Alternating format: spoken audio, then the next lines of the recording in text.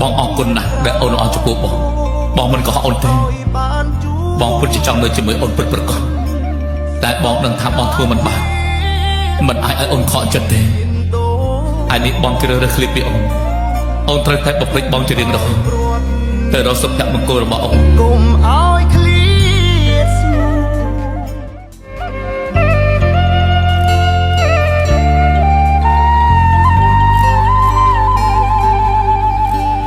ព្រោះតែរនាងវណ្ណៈគ្រួសារ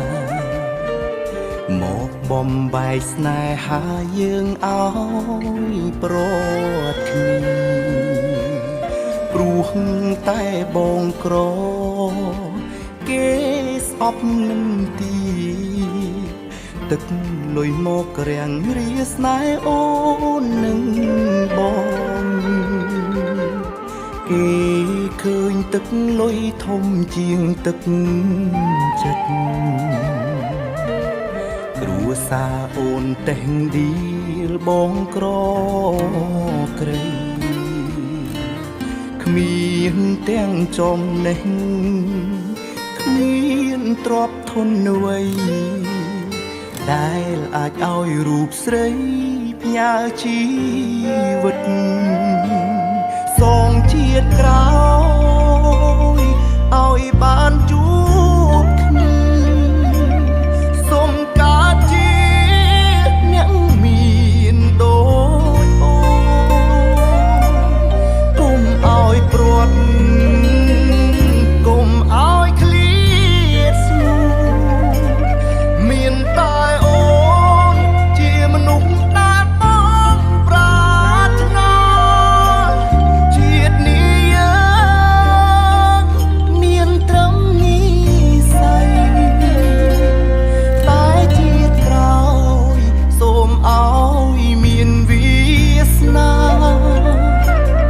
បានរួមរស់កុំឲ្យប្រែឆាទោះរងចាំយូរយ៉ាងណាក៏បងសុខចិត្ត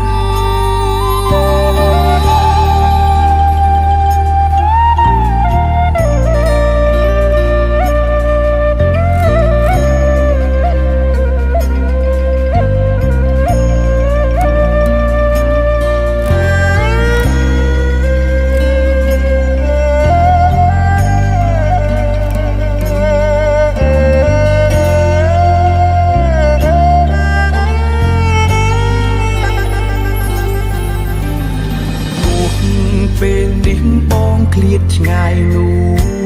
នល្អងតែ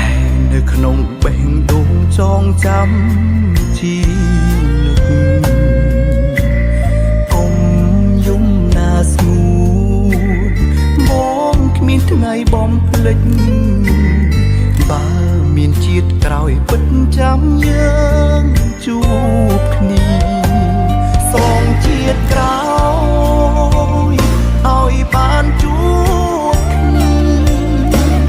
សូមកើតជាអ្នកមានដូចអូន